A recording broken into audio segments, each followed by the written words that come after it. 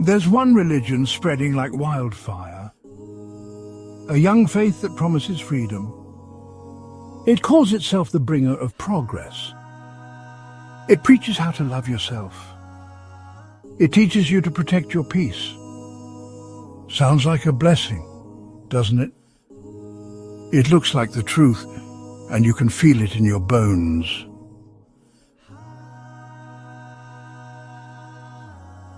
Yet in reality, it only delivers self-destruction.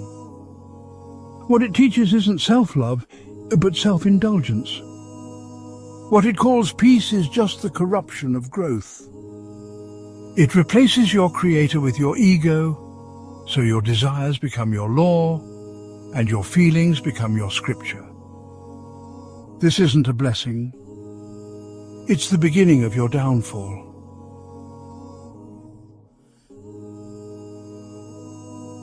Because the God of this new religion is the self, and the truth it preaches is utterly subjective, bent to fit any personal narrative. Its ideology is fluid, always adapting to the trend of the day. Trends set by its highest priests and clergy, the corporations, the true owners of this material world.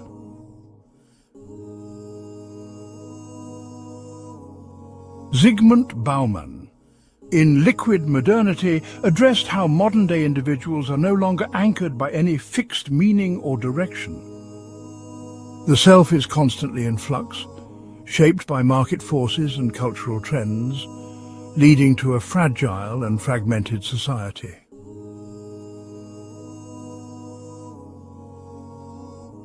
But the scariest part is, it's still spreading. It's spreading across the globe. It's building a world where every man sees himself as God, and reality exists only to please him. And when everyone becomes their own God, society starts to disintegrate. Cohesion becomes impossible. And that is exactly what they want.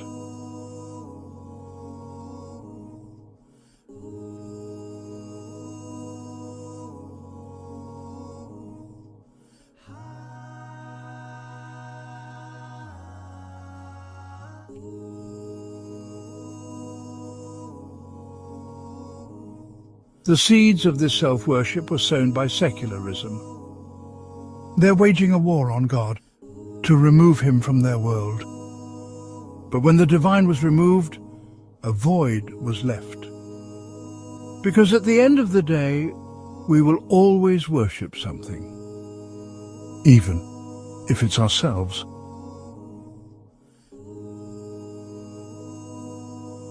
In The Gay Science, Friedrich Nietzsche delivered a haunting and often misunderstood prophecy. Through the voice of a madman, he declared, "God is dead. God remains dead, and we have killed him. How shall we, the murderers of all murderers, comfort ourselves?"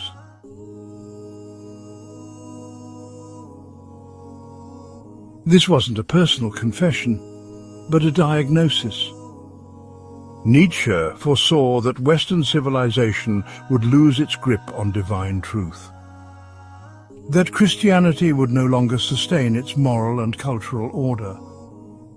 In the vacuum left behind, the self would rise as the new source of meaning.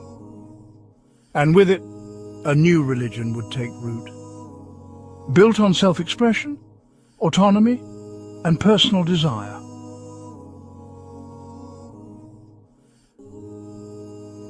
Western powers didn't just abandon faith. They exported the fruits of secularism across the globe. Through pop culture, academia, and activism, they spread the idea that meaning could only be found within the self. Identity became a project, not a divine creation. The self, once confined to the individual, now roams freely and colonizes every corner of society.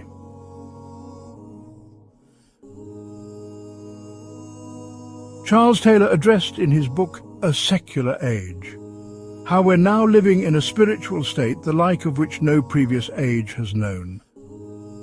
The shift to exclusive humanism is the radical departure. It has made the buffered self the norm, and has spread far beyond the West through institutions, disciplines, and popular culture.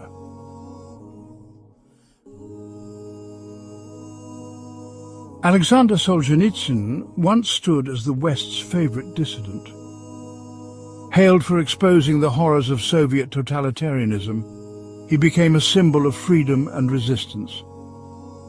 But he turned his critique toward the West itself, warning of its spiritual emptiness, its loss of faith, and the rise of consumerist nihilism.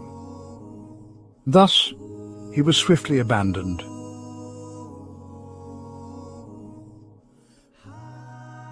In his 1978 Harvard address titled "A World Split Apart," he declared, "A decline in courage may be the most striking feature which an outside observer notices in the West today," adding that the erosion of religious consciousness would ultimately lead to civilizational decay. The same institutions that once praised him now treated him as a relic.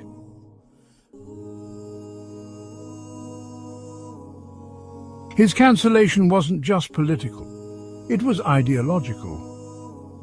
Solzhenitsyn had exposed a deeper truth, that the West's abandonment of God had created not liberty, but a void.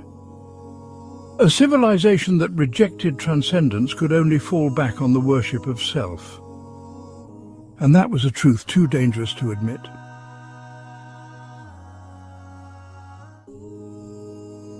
The Western power doesn't tolerate challenges to its narrative. Secular systems profit from atomized individuals, people who see themselves as islands, disconnected, easy to manipulate. The worship of the self isn't rebellion, but another form of submission. People think they're free, yet enslaved by trends, algorithms, and the constant craving for more.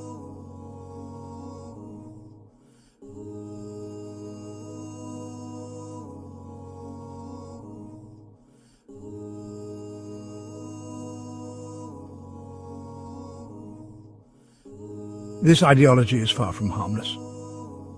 It is highly corrosive, eating away at the very fabric of civilization. We're now witnessing a global epidemic of loneliness, narcissism, and emotional fragility. And what's unraveling isn't just a cultural shift, but the collapse of everything once held sacred.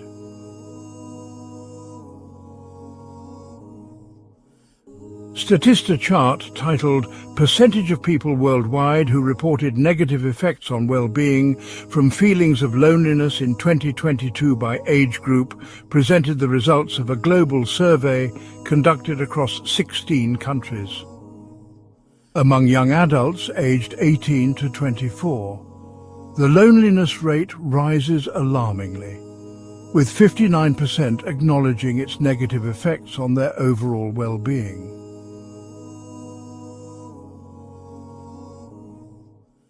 Relationships, once grounded in commitment and shared purpose, have dissolved into transactional exchanges. Marriages are collapsing, and families are fractured. Children grow up without purpose, chasing validation from a world that offers nothing but self-centered affirmation.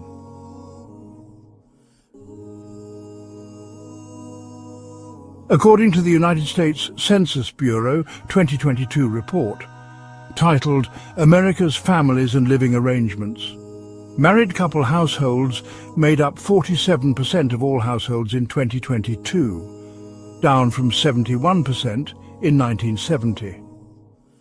This decline reflects significant changes in family structures over the past decades.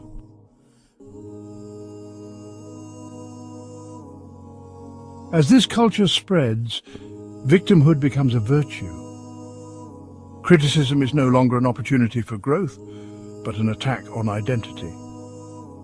Depression, suicide, and anxiety are at their highest in the very societies that boast the most freedom, the ones that have embraced the worship of self.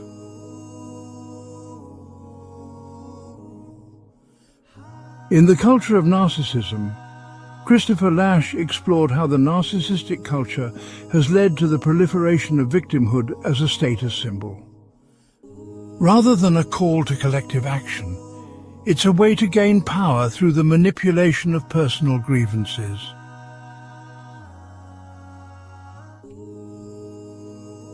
We're told to choose ourselves, but that choice is leading to societal collapse, divorce, abortion, gender confusion, broken homes. The more we turn inward, the more we destroy everything around us. And they frame the wreckage as progress.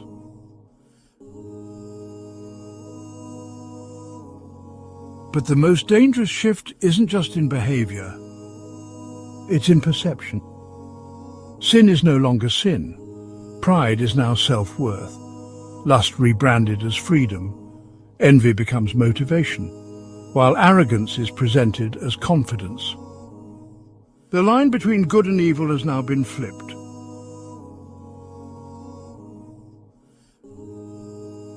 In After Virtue, Alistair MacIntyre described that modern moral discourse has become fragmented. Terms like self-worth and personal freedom are detached from any larger moral framework, resulting in a loss of coherent ethical guidance.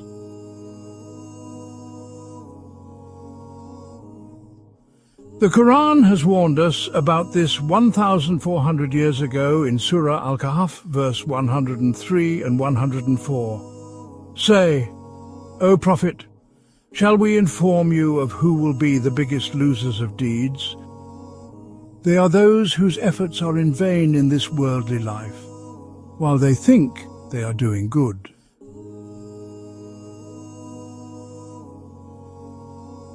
That is the final corruption of the self, when evil becomes virtue, and no one remembers the difference. Civilizations rot when the self replaces God, and it has already begun. But how far can we go before the self consumes everything?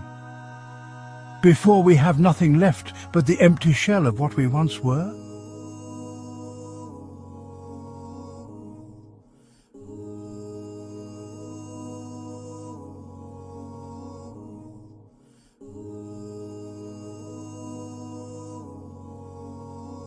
The Quran doesn't just expose the disease, it exposes the disguise. Surah Ali Imran, verse 14 states, "Beautified for people is the love of that which they desire, of women and sons, heaped up sums of gold and silver, fine branded horses, and cattle and tilled land." That is the enjoyment of worldly life, but Allah has with him the best return.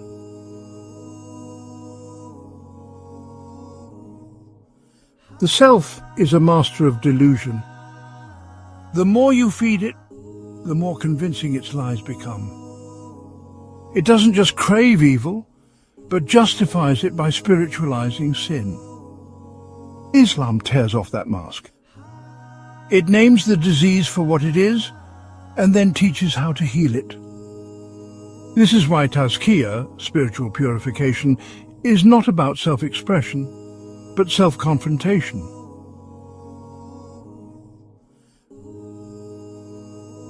In Al-Fawaid, the famous medieval Islamic scholar Ibn Qayyim al-Jawziyya depicted this world as like a shadow.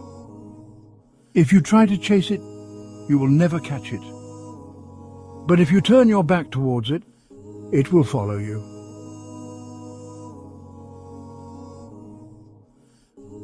Islam destroys the worship of the self down to its root.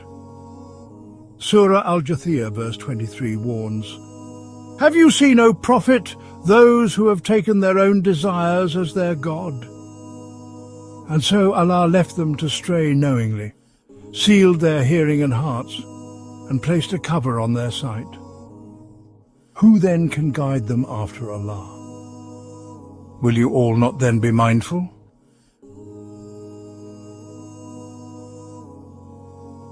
This verse warns us that the worship of the self is shirk, associating partners with Allah. The nafs is not to be worshipped, it is to be disciplined. In Islam, the soul's journey is not about fulfilling desire, but purging it. A journey of realignment of the fitra, the original God-given nature of the human being.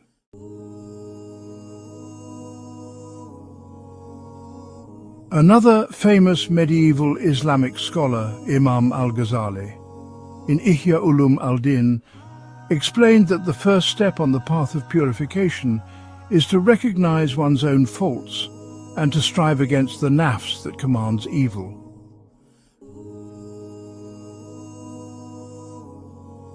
The Quran defines 3 stages of the nafs. Amara, the commanding self, which incites one to sin. Lawama, the reproachful self which feels regret and remorse. And Mutma'ina, the serene self, which is at peace with Allah. With each stage, the ego is diminished and the soul is revived, inching closer to submission to Allah.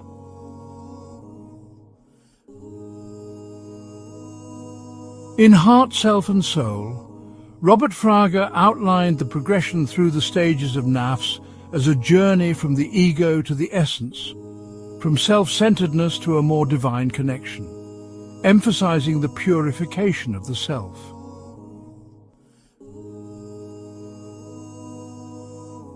Where secularism externalizes the self, commodifying it and using it as a tool for control, Islam reclaims the battlefield and shifts the war inward. The nafs is not indulged, but purified and mastered. Islam doesn't simply critique the system.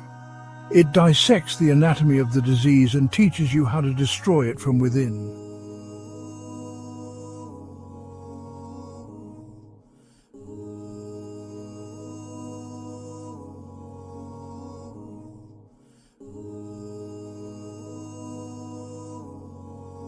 Every man-made system flatters the ego to keep it compliant. But Islam confronts the ego to set it free. Liberalism tells you you're enough, but its religion of the self has no truth and no boundaries, only endless appetite. It thrives on desire, and when desire is fed, it leaves behind an even deeper emptiness, a soul forever craving, but never fulfilled.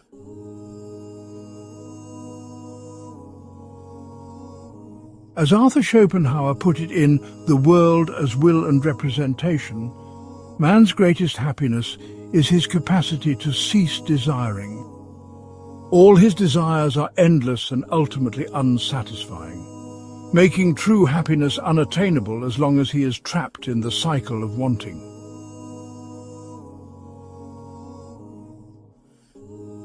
Islam tells you that you were created for more. Allah reminds us in Surah Al-Ankabut, verse 69, "As for those who struggle in our cause, we will surely guide them along our way, and Allah is certainly with the good doers." This isn't suppression, it's elevation.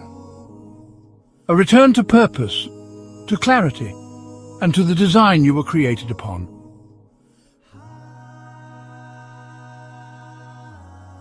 Every other system is engineered by those who seek control. Islam is designed by the one who created the soul and the disease within it.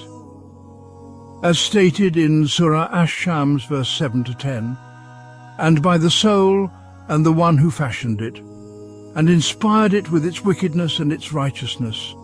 Successful is the one who purifies it, and doomed is the one who corrupts it."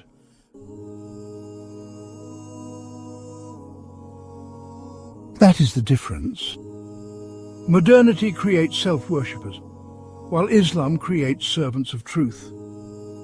Islam doesn't just criticize the worship of the self, but also provides the tools to defeat it, to conquer the nafs, to anchor the soul, to realign with the divine. Without it, we are lost in the labyrinth of the self, prisoners trapped in the worship of our own reflection.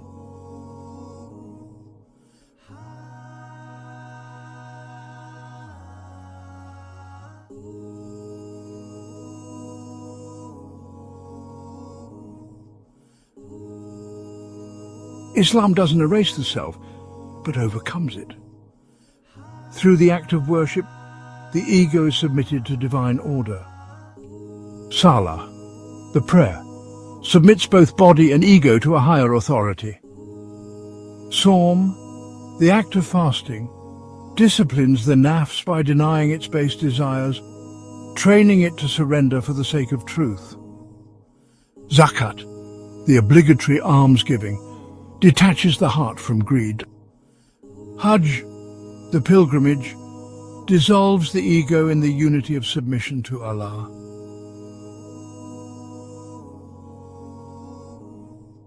The famous medieval Islamic scholar Imam al-Ghazali also described this in Ihya Ulum al-Din.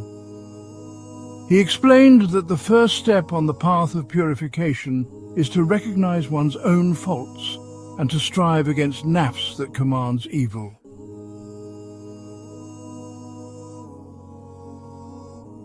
The Quran constantly reminds us, life is not about the self, it is about Allah. The ego is a heavy burden that drags us down. But Islam teaches us how to transcend it. It doesn't ask us to erase ourselves, but to conquer it so that we may meet who we truly are in the presence of our Creator.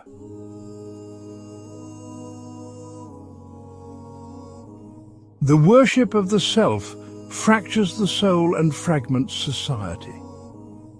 Islam restores what this new religion destroys: order, purpose, and submission to the Creator. Because when the self becomes God, you don't become free. You become owned by systems that profit from your illusion of freedom. And that is exactly what they want.